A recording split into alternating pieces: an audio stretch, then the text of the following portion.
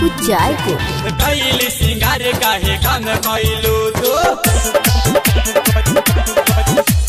कैली सिंगार काहे काम कैलू तू हिला सामने ना चला से कैली सिंगार काहे काम कैलू तू डियाम में ना चला से हम ठलाली लगावला छोड़ दी हन 10 रुपया में चटला से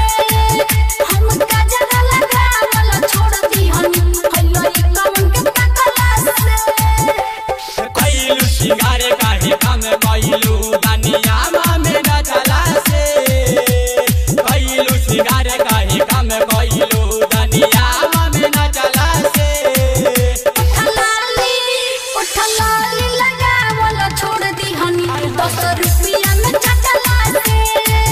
अरे भारतीया में ना चल छोड़ा दिहालो 10 रुपये में चटला से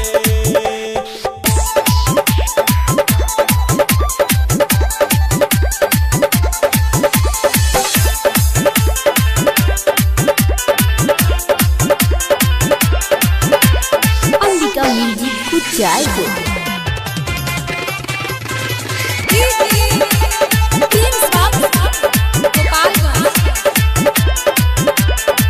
अरे आइल बहार नरा तो पे पानी माना मानी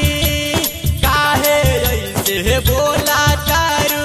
चली न तो हर फुटानी बुझलो पटना जिला के लइका बाई होलन साभे नामी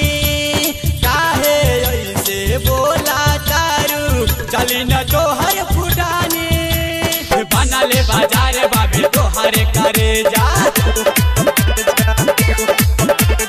बनले बाजार बाबे तोहरे करे जा इने उने तकला से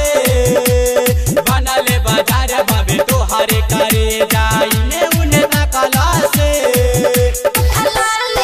हाय हाय हाय ठलाली लगावला छोड़ दी हन 10 रुपया में चटला से हम गजरा लगावला छोड़ दी हन हल्लो कमन के तकला से अंबिका म्यूजिक कुचाय को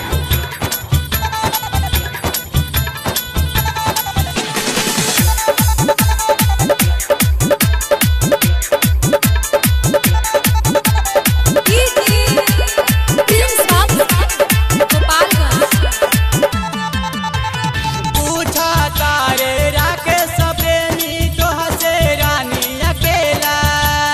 जहाँ जलू बरतिया में रोजे मारा काहे होला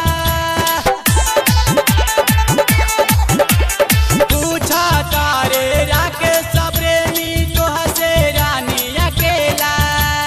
काहे हरेंद्र से ये गोरी रोजे झगड़ा होला छोड़ी नाऊ तमामा तोहे छोड़ी नाऊ तमामा तोहे इने उने तकला से छोड़ी ना दीन सवाऊन इने उने तकला से ठलाली अरे दादा रे दादा छोड़ दी हन 10 रुपया में चटला से हम गजरा लगावला छोड़ दी हन हल्लो कमन के तकला से कैलू सिंगारे काहे काम कैलू तो कैलू सिंगारे काहे काम कैलू और के सटा में ना चला से कैलू सिंगारे काहे काम कैलू समियाना में ना चला से ठलाली लगावला छोड़ दी हन 10 रुपया में चटला से काहे सुहबर में ना चल छोड़ा दिहालो तो यादव जी के चटला से अरे यादव जी का टोला है अंबिका म्यूजिक कुचाय।